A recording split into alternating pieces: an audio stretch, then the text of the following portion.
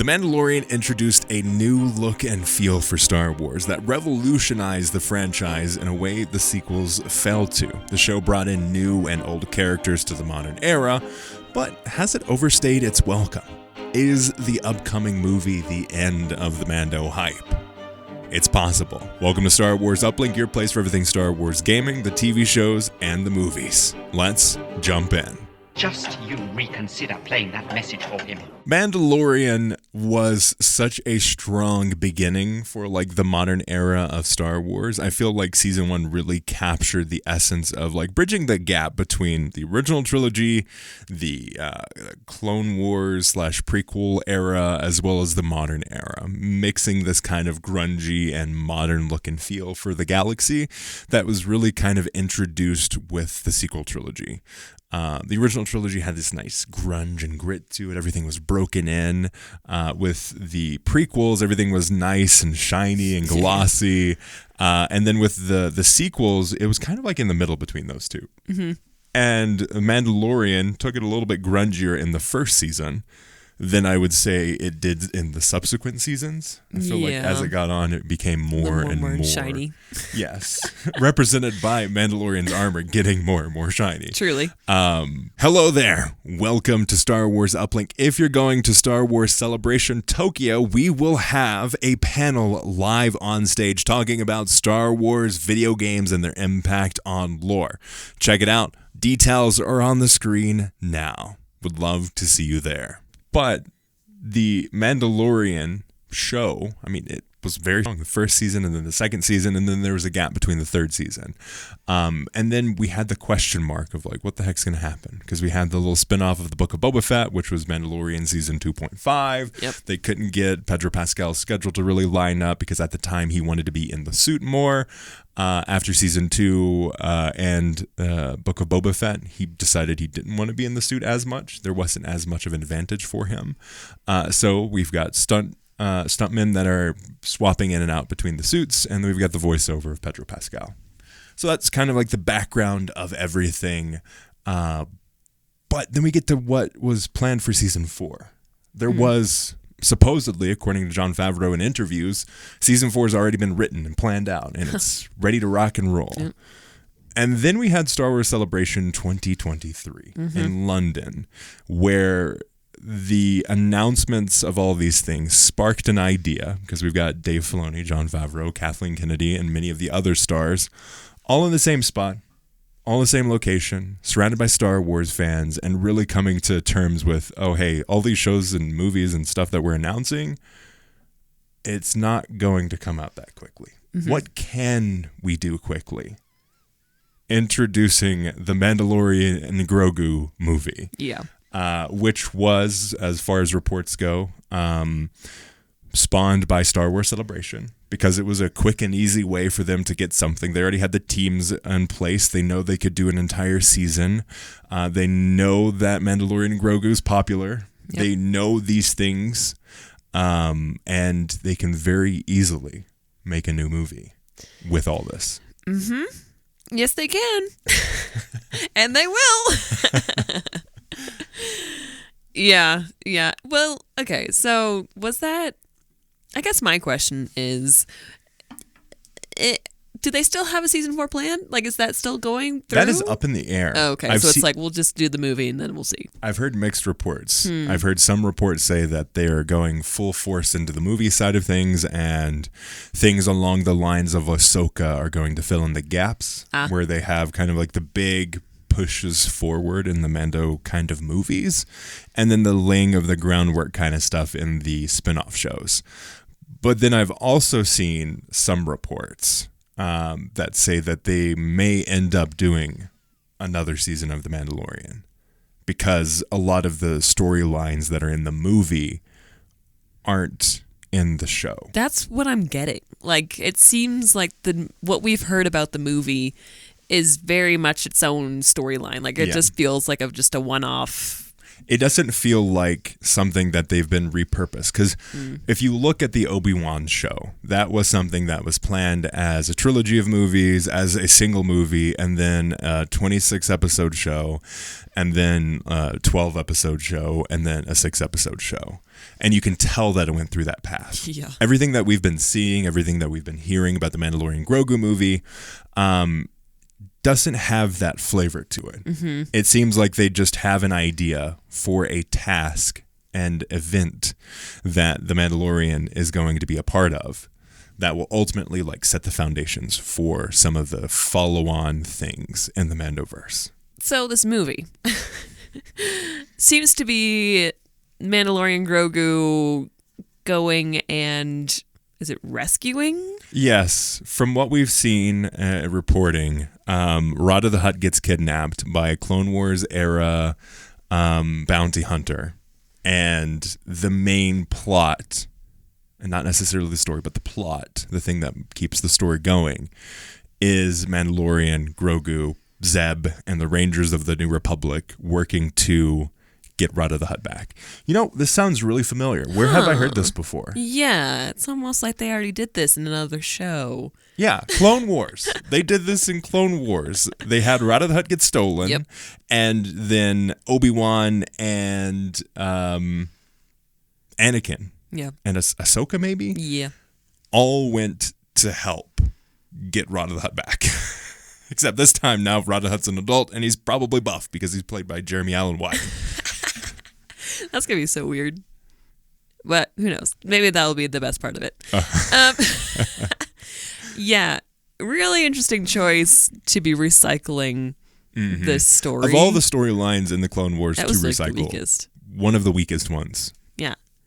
And also, you're saving a hut. So I don't know. It just... It's a Clone Wars era bounty hunter. Really? Mm-hmm. You don't have any ideas past that? Like, why do we have to keep on going back to the Clone Wars after a freaking 15 to 20 year time period after the Clone Wars? Yeah. Can we have someone new or just someone different? Can we have an original thought at all? Mandoverse? Please? Yeah, so that's kind of the overall background.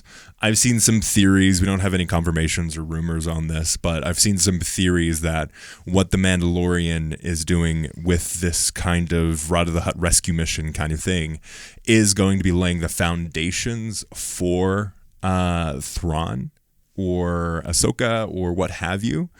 Also keep in mind that this is going to be the first Star Wars movie that we've had since The Rise of Skywalker comes out. That's madness. A TV show movie. Yeah. Is going to be the reintroduction to Star Wars on the big screen. I personally hope it fails. Just because if this does well, it is terrible for the landscape of Star Wars because it rewards Disney, Lucasfilm, and the people at the top for making a decision purely based off of a spreadsheet. Mm-hmm. This is not a creative expression. This isn't a callback to the foundations of what George Lucas went into for Star Wars. This is purely a spreadsheets game. This is the people looking at what they can do with the team that's already there, with the approval processes that they have. Yeah. This is the most bureaucratic version of a Star Wars thing. And me personally, when I look at Star Wars, I love that it can be this behemoth of a franchise that still says something. If you look at the prequels, the core understanding behind and beneath what's happening in the prequels is very apt to what is happening to modern day and has happened throughout history. Mm-hmm. If you look at the original trilogy, you have a statement piece against the Vietnam War and the Viet Cong, and you have a statement against imperialism and colonialism. Like, you have these strong underpinnings of something that really means something. And when I look at what has been released around the Mandalorian and Grogu movie, this is something that does not speak to any underlying meaning, any underlying statement on how society works or how humanity works, or even what is one of the core pillars of Star Wars, which is hope. Yeah. Where is hope from Mandalorian and Grogu commercial successes going to relive a Clone Wars era happening? Yeah, that is so true. Ugh. This is called Star Wars Capitalism, the movie. Yeah. Oh gosh, they're doing the thing that they originally preached against. Mm-hmm. That's rough. Okay, so I love what they did at the beginning. At the beginning of Mandalorian. Yeah. Awesome, so good. It was new, it was fresh, it was grungy, it was gritty, it was loved, you know? It had a heart. Yeah. It was a father-son thing. Someone who did not have much meaning in the galaxy. Learn to find meaning. Learn to address the failings in his upbringing. Go past his childhood trauma. And go to a point where he feels like he must sacrifice something that he cares for, which is the connection that he's made with Grogu, to do something purely out of the goodness of his heart that is better for Grogu. Mm-hmm. That is selfless. That is hope. That is a story that has depth and meaning. Yeah. Story worth telling. And then it just started going kind of downhill, in my opinion. I still feel like there's a place for Mandalorian and Grogu. Mm-hmm. But where's the heart? Like, I need to see some thought, I don't know. It's getting very MCU-ish, especially if they're going to start trying to tie stuff into each other. And I don't know about all of that. I don't know. I also wonder how many people that are going to be watching this movie did not watch the Book of Boba Fett, that did not watch Ahsoka, that did not watch Mandalorian Season 3, but only watched the first season. Or only finished at the second season. Yeah. Because I know as a fact, I know people in my life that did not watch the Book of Boba Fett and just went Mandalorian Season 1, 2, and then 3. And when they went to Season 3, they were lost. Yeah. They were not satisfied and they were heavily disappointed. They didn't know what the heck was going on. Why is Grogu back? The last time I saw Grogu in The Mandalorian, I cried. You're right. Because Mando took his mask off and he had to say goodbye to Grogu. Where's the heart? You know, like where's that? And I don't know. It just seems like there's been decisions made because of this, that, and the other reason. And it's just, I just don't feel like we're making the right choices around the story. Like, I feel like we're just doing what we can to make a buck. Yeah. This feels like we need a Star Wars movie to come out in this time period. The other things aren't moving forward to an ability that they can get out.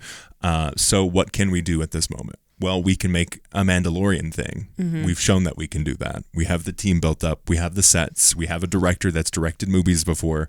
We have a writer that's been working in this space. We have the team. We have the people familiar with the technologies to pull this off, i.e. the volume, all of that stuff. So let's just do this. I think Mandalorian Grogu has a good shot. Like, I feel like they could make a good movie. Yes. It's just, from what I'm hearing, from all of the intentions that this has. Like, I'm not saying that the Mandalorian and Grogu are weak characters, that the world that they've built up is lacking or anything like that. I'm purely from an intentions perspective. The intentions and a foundation, whatever movie has, that is going to speak volumes to the end product. Yeah. If you have an auteur filmmaker that wants to tell a story and do that, you're going to get something meaningful at the end. If you have a corporate foundation and a motivation that sounds like it's from a spreadsheet, reutilizing storylines from something that has already worked in the past, that is only going to be a middling corporate version of whatever it ends up being. And this is not saying anything against the people that are involved in these projects. Everyone involved in this project is more than likely trying to do the best job that they can. Yeah. This is not these people suck, blah, blah, blah, should get fired, blah, blah, blah. Yeah. No, that is not what this is. I think Kathleen Kennedy overall is a very good person for this role. I just don't think she's gotten the support necessary to really pull things off. I think if you're going to blame anyone, it's the person behind the creative ideas of Star Wars, and that's Dave Filoni. So if you're going to blame anyone, blame Dave Filoni. And also Bob Iger and Disney as a corporation. Yeah. But I don't think anyone involved in this project, except for the higher-ups, are the ones to be blamed for whatever ends up happening. Yeah. I mean, ultimately, it's in their control, and everyone else is just kind of doing the best they can. Yeah. With what they're given. Exactly. I was just going over the show notes with Sydney on this. This is basically Star Wars, The Clone Wars, the movie, the sequel. Yeah, it hurts. It hurts, man. I mean, I feel like a lot of what we've been seeing in Star Wars is just a regurgitation of itself. Mm-hmm. And that's unfortunate. I mean, I feel like all the stories that we have about hope, about all this like coming of age and all this stuff, it's like, this can be new. This can be fresh. Mm-hmm. Although it's the same story over and over again, it can still be different. Like, it can still have a lot of meaning and passion, and like, there's just not seeing it in Star Wars right now. Star Wars has gotten too into the franchise itself rather than the actual thing that it became and that was founded and built on top of. I'd say the only thing that is really harkening back to what Star Wars is Andor.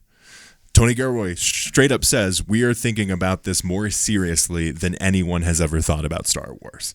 And you can tell. Yeah. You can tell everyone else is just trying to play action figures in a universe that they grew up watching. This is not someone coming in wanting to take an existing franchise and do something new and meaningful with. This is how can I live out my childhood fantasy with these characters like they're action figures? How can I take my Clone Wars action figures and play with the original trilogy action figures, but set in this different time period?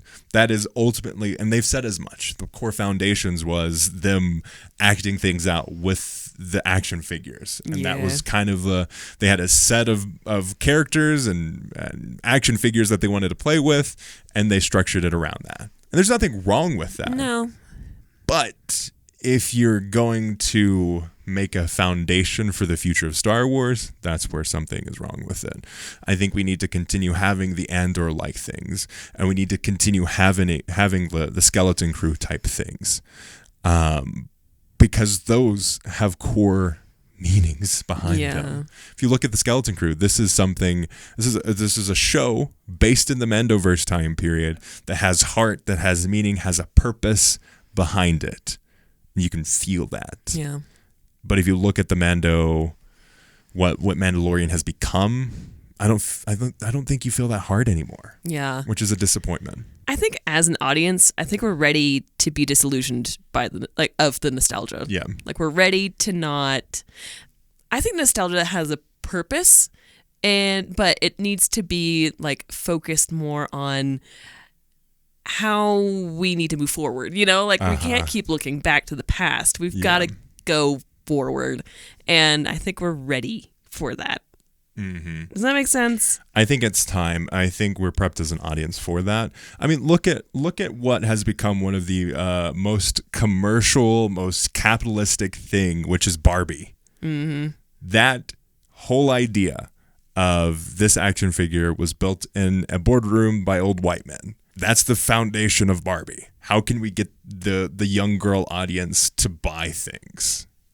But then you look at the Barbie movie, and it has something that has meaning, depth, and cultural impact. It's saying something, utilizing a franchise that wasn't necessarily built for that. Mm-hmm. And I feel like we need to get to a point with Star Wars where you can have the franchise, you can have these characters, these pieces, and these moments that represent the franchise, but also say something meaningful, that do something to broaden the viewer, the characters, and the world of Star Wars. Yeah. I want that so desperately in Star Wars. Now, this is not saying that I'm not going to be watching the Mandalorian Grogu movie. I, of course, will. I am just watching it somewhat jaded. Yeah. Because of everything that we've known about it so far. It seems like it's just a cash grab. Hopefully, we're going to be pleasantly surprised, and this is going to have some core meaning and heart to it. But everything that I'm seeing doesn't give me hope for that, because I don't feel like there's any representative of hope, which is a core pillar of Star Wars. Yeah. I mean, considering the first movie is called A New Hope. So exactly. Let's go. Yeah, I'm kind of with you with that. Definitely going to be going into this movie with a very skeptical eye, which is really unfortunate. I don't like to do that with the Star Wars movies of late. Like, I try to just go in being like, you know what, this is just going to be a fun time. I'm not trying to get anything out of it. But the fact that I even do that is sad to me. Like, yes. I don't want to lower my standards for Star Wars. We should expect more. We should expect more from the franchises that we're spending our valuable time watching. We should hold whatever we are fans of to a higher standard than, oh, well, it's Star Wars, so I'll watch it. Yeah. That shouldn't be the default. And I think because of the amount of content that we've been getting and the type of content motivated by the fact that they just need something out, has gotten many people to just check out of Star Wars. Yeah. And I don't think Star Wars, the Mandalorian and Grogu movie is going to be this big tentpole thing that is going to represent what Star Wars should be. Mm-hmm. Just to tide people over for the next thing. Yeah.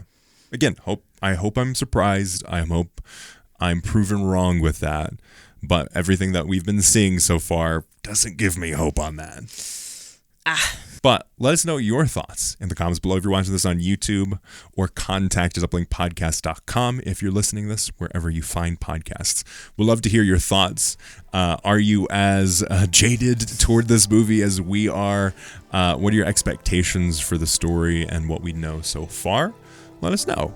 As always, thank you for listening. As always, may the Force be with you.